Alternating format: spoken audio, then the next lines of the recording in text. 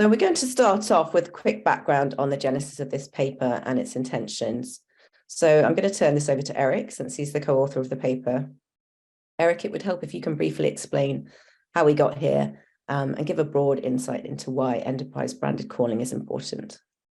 Absolutely. Thanks a lot, Helen. I mean, this is a topic that I'm passionate about, and I think we all are. We all get illegal robocalls, and it bothers us greatly. So about a decade ago, the IATF started working on technology called STIR. And without being too technical, STIR ensures that the caller ID has not been altered, and it also records who said what that caller ID was. About 5 years ago, those standards were ready for deployment. Now, from the FCC's perspective, illegal robocalls was the #1 consumer complaint. But also from the enterprise perspective, people were not answering important calls. Now, my quandary at the time was, why was industry not deploying? Well, part of it is that the economics of STIR makes it such that rational actors want to go last. The investment that I make benefits everyone except for me.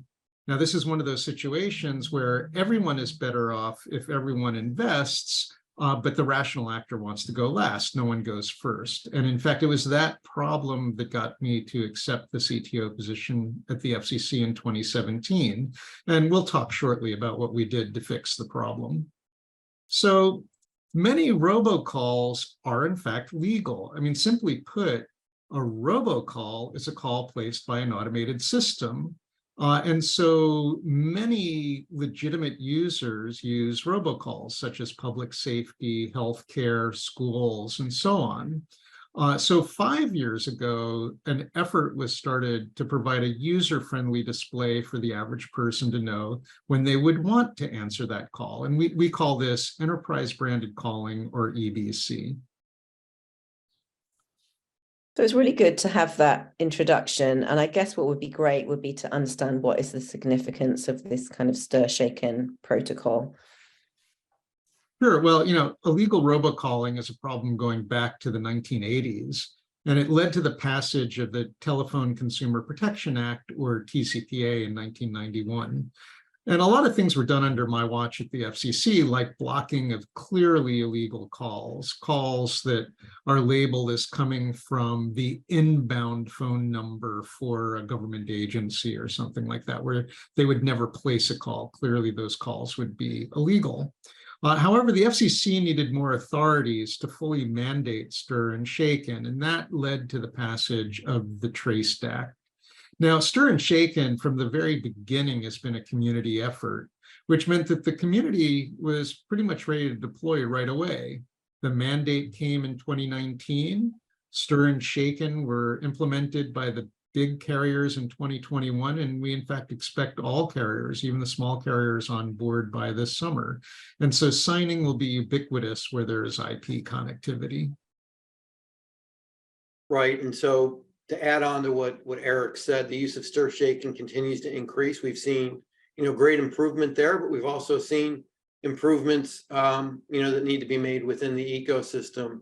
Eric mentioned that it's where IP connectivity takes place. So we see about 40% of the calls today from our customers that actually don't have stir shaken. We've also seen some implementation errors where, TN validation has failed, or over attestation, for instance, signing traffic with A level when we know, that's clearly not the case. And it somewhat undermines the value of stir shaken, which is, again, why we want to have common vetting standards and additional, call authentication methodologies, such as out-of-band solutions that are integrated beyond stir shaken, that still use those same principles, but really to deliver rich content for some of the brands. The caller must be vetted properly, and the call has to be authenticated.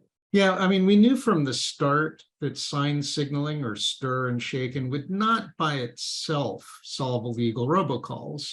But sign signaling does solve a real need, and in a sense, it is a game changer by having, some level of confidence in the information we're getting. So the real value for stir and shaken is what it enables.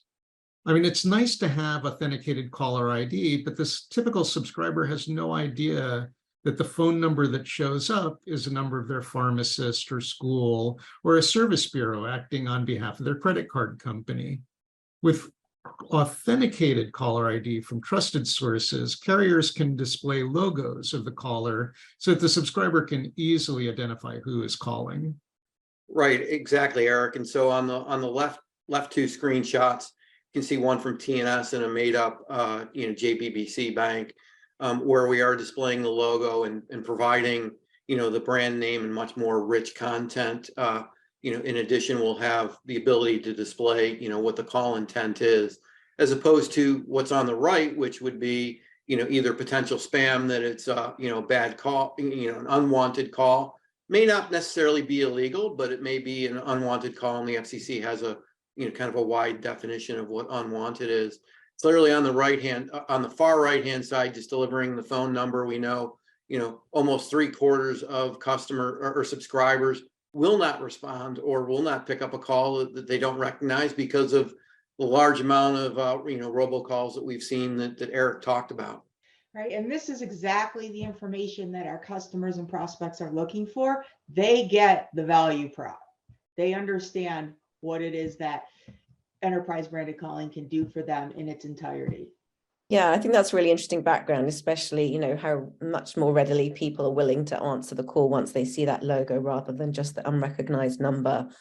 And so what is it about branded calling in particular that makes it so significant? Well, I mean, frankly, it's getting consumers and people to trust that they're getting calls that they want. What the paper and what we expect to be a series of studies to show is to create a longitudinal data set so we can tell over time how people's behavior changes, that quantify what the benefit is from people seeing that these are calls that they want and answering them, what that benefit is in economic terms. We know the human benefit of trust, but we want to quantify the business and economic impact with empirical data. We have some insights now, but what we want to know is when we have actual call data at scale, at that point, we'll be able to provide definitive statements about the economic impact of branded calling. Right, Eric. I mean, you kind of hit the nail on the head. We've seen, and we've taken a couple of consumer surveys over the past couple of years. We know that people want to trust the calls, but unfortunately, they've been bothered by lots of spam and illegal robocalls. I'm sure everybody has received the auto warranty call at one time or another. That's pretty much the classic one there, or that your social security number has been suspended. However, our first survey provided a baseline in judging what will incent customers to answer the phone. And I think Shelley is starting to see, as we talk to enterprises, additional value as well. Yeah, the results from the survey have been very, very helpful. But our customers know just how fast things are changing, and the fact that we are making sure that we're refreshing the data is really important. We want customers hopefully demanding a branded call. Right, and I mean, I saw this incredible figure from the survey, the 133% increase, which is amazing. So obviously something really positive is going on. Yeah, I mean, we'll talk a little bit later about consumer preference, but at a high level, I want to answer my doctor's call or my child's school call now. And I might want to answer the call from my favorite vendor, but I also might be busy. And so, this goes into my decision about whether to answer the call. And what we saw in the data is that the impact of enterprise branded calling on answer rates, it actually varied greatly. But in this particular pilot, there was a more than doubling in the call answer rate.